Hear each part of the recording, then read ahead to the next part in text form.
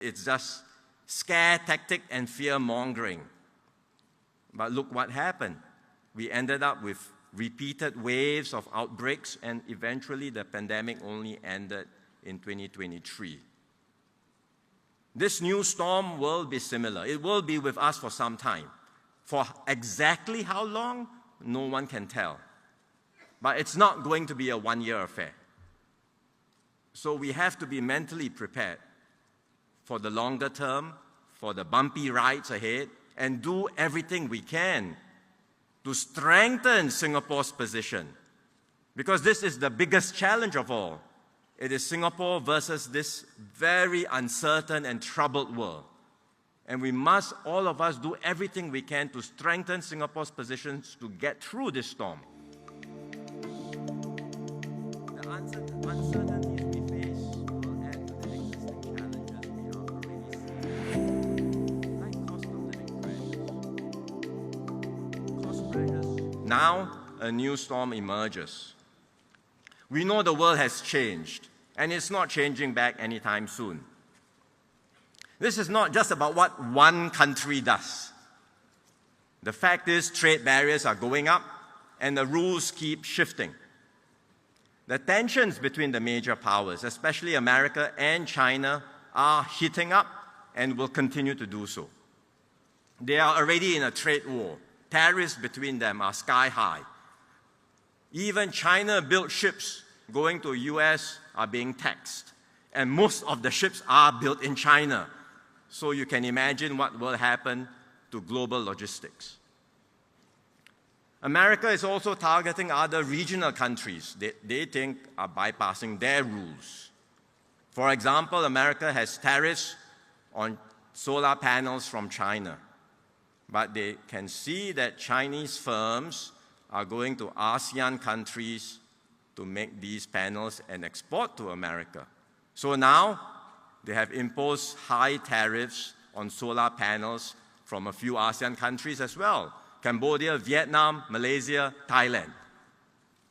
Tariffs that are a few 100% in some of these countries, as high as 3,500%.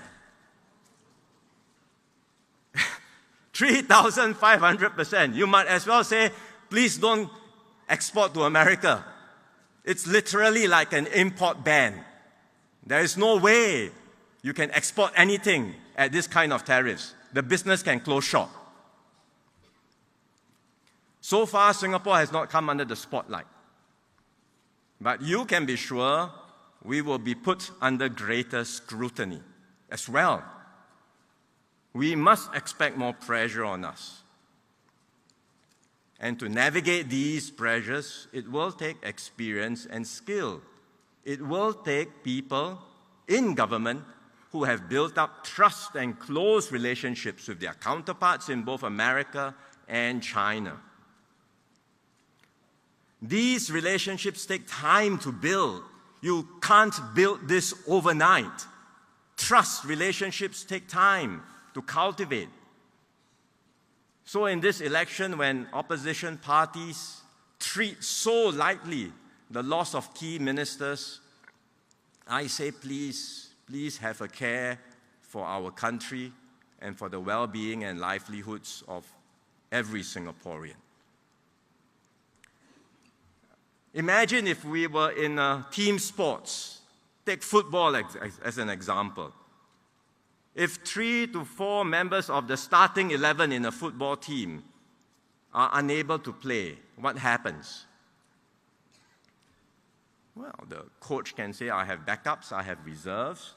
Sure, but everyone knows that the team cannot function at the same level.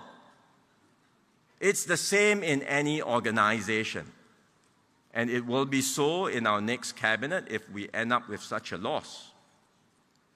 And that means we cannot have as an effective a team working for Singaporeans and Singapore.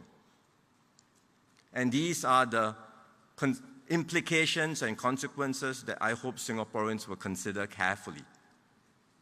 Because the challenges are real. And when we speak to companies, we know that the impact is real and growing. It's not just happening now. It's continuing to get worse. Orders are being cancelled or postponed. Investments are being held back. Operations are being scaled down. All this will hit the global economy. America is already feeling it. It will be felt around the world, and it will hit Singapore too. MTI has already lowered its GDP forecast for this year, 0 to 2% now. For now, we think it's a matter of slower growth, but we really cannot rule out a full-blown recession, which will then have impact on Singaporeans' incomes as well as jobs. And this is not just a short-term blip. This storm won't pass quickly. It's not rain today and then sunshine tomorrow. We went through this during COVID, and you might remember, during COVID, when the outbreak started, some people said, don't worry, it's going to be like SARS, very short, a few months, and it's going to be over. At that time, I said that the pandemic could be with us for a few years. Some people didn't believe me. They said it's just scare tactic and fear-mongering. But look what happened.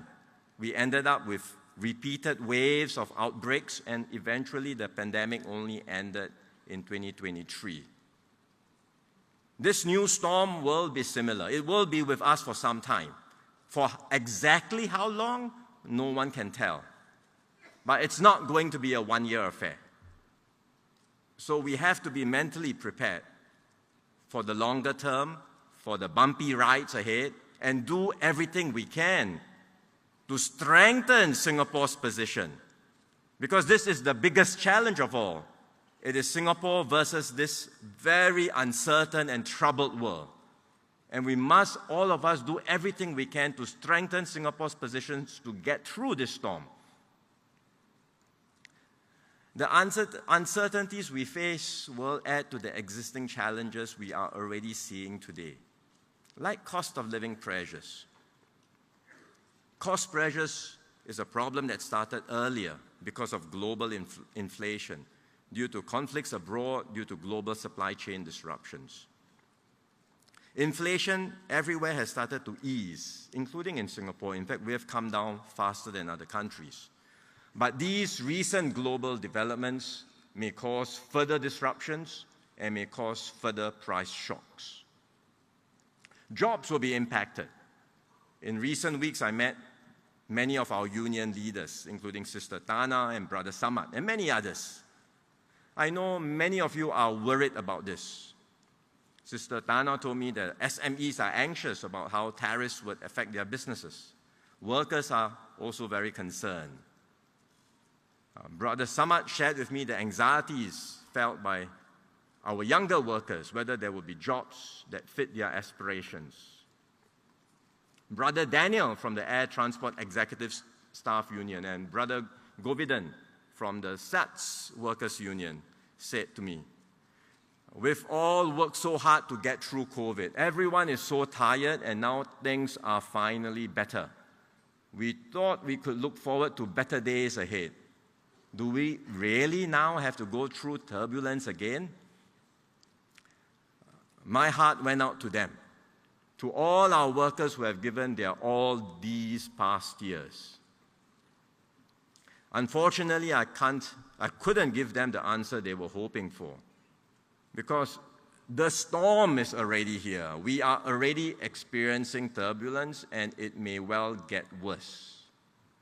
But what I will promise is this: we will face this storm together.